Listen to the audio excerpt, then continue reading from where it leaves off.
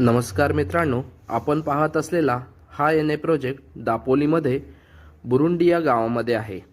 हा project 6 acre परिसरामध्ये develop करण्यात येत असून डांबरी रोड टच प्रोजेक्ट आहे। या प्रोजेक्टमध्ये नारळ, सुपारी, आंबा, काजू व इतर झाडे या प्रोजेक्टमध्ये आहेत।